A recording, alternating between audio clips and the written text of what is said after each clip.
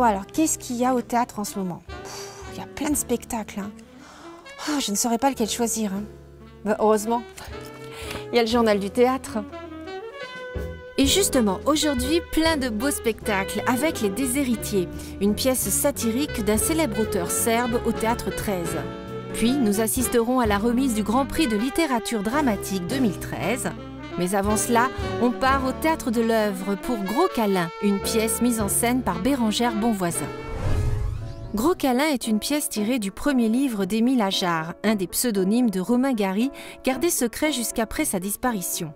Bérengère Bonvoisin, la metteuse en scène, dirige le comédien Jean-Quentin Châtelain dans le rôle d'un homme en vide affectif, qui n'a pour compagnie que son python, qui le sert fort le soir lorsqu'il rentre du travail. Une pièce bouleversante à découvrir au Théâtre de l'Œuvre. Lorsqu'un python s'enroule autour de vous et vous serre bien fort la taille et les épaules et appuie sa tête contre votre cou, vous n'avez qu'à fermer les yeux pour vous sentir tendrement aimé. Le Gros Câlin, c'est l'histoire d'un homme qui, on ne sait pas trop s'il a un python chez lui, il habite à Paris. Je refuse de nourrir mon python de souris vivantes. Voilà, c'est inhumain. Et en même temps, il est amoureux de sa collègue de bureau. Elle est très belle, avec des bottes en cuir à mi-cuisse. Elle doit se dire qu'un homme qui s'entoure d'un python recherche des êtres exceptionnels. Elle manque de confiance en elle-même. C'est un amour qui n'est pas du tout partagé. C'est un amour à sens unique. Elle est tout de suite entrée dans le vif du sujet en me disant « Et votre python, vous l'avez toujours ?» J'en ai eu le souffle coupé. Personne ne m'a jamais fait des avances. C'est une farce, c'est écrit. Mais après, évidemment, que ça parle énormément de la solitude. Oui. J'ai refermé mes bras autour de moi-même et j'ai serré très fort. Cela voulait peut-être dire qu'on n'était pas content de son emploi, vit seul avec un python. Je voyais ça dans mon dossier. Car il ne s'agit pas seulement de tirer votre épingle du jeu, mais de bouleverser tous les rapports du jeu avec des épingles. Je n'ai rien compris.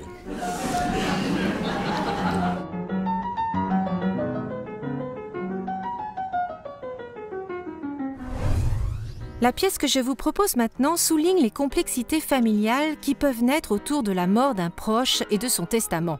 Les Déshéritiers, cette comédie d'un des plus grands auteurs serbes, est mise en scène par Ned Grujic au Théâtre 13. Attendez-vous à ce que les masques tombent, que les vérités éclatent et les situations comiques fusent. La maison du défunt va devenir une véritable arène où chacun va vouloir sa part du gâteau. Quel homme! Ouais, il n'y en avait pas deux comme lui. Hein. Honnête, noble. Pas seulement honnête et noble, un cœur mais gros comme ça.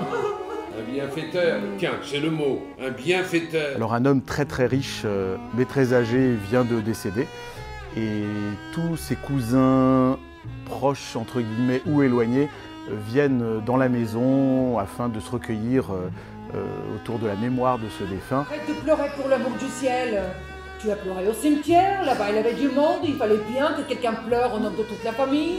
Et bien évidemment, tous ces fameux cousins n'attendent qu'une chose, c'est l'ouverture du testament pour savoir à quelle sauce ils vont être mangés et de quelle part ils vont hériter. Le notaire a lui-même prévu la possibilité d'ouvrir le testament avant l'heure si le mandataire l'estime urgent. Et il y a quelque chose d'urgent. Mais la famille entière a investi la maison illégalement, qu'y a-t-il de plus urgent? Évidemment, il y a des jalousies, des rivalités qui vont naître et ça va devenir un peu la bataille, la guerre.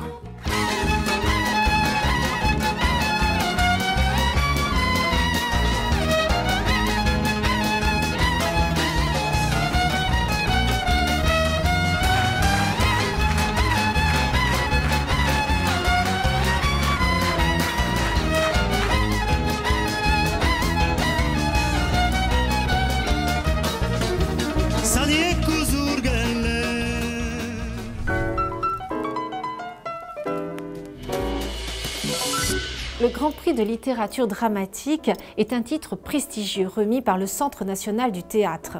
Le journal du théâtre était à la brasserie Beaufinger et a rencontré le nouveau directeur du CNT, Stéphane Fievet, ainsi que Sylvia Berger, présidente du jury. Il nous dévoile le nom du lauréat.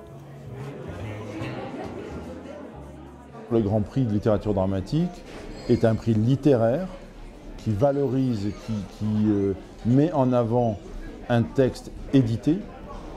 C'est un prix qui est identifié parmi les gens de théâtre. Le palmarès est attendu et il peut provoquer des commentaires positifs, négatifs, peu importe, du débat, tant mieux. Mais il faut aussi que ce prix soit entendu comme étant un prix de la littérature, tel que le mois de novembre nous habitue à en voir décerner. Il y a un jury qui est multicritère dans la mesure où il est composite. Ce ne sont pas que des auteurs ou des éditeurs ou des metteurs en scène ou des acteurs. Volontairement, il est pluriel, ce qui donne une multiplicité de regards sur les œuvres qui sont proposées. Je vais maintenant dévoiler le nom du lauréat. Il s'agit de Pulvérisé d'Alexandra Badea.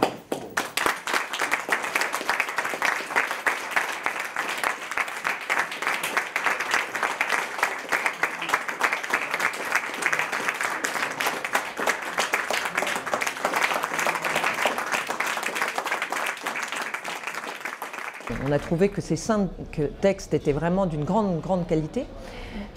Mais ce qui a fait la différence, c'est que c'est effectivement un texte qui parlait du monde d'aujourd'hui.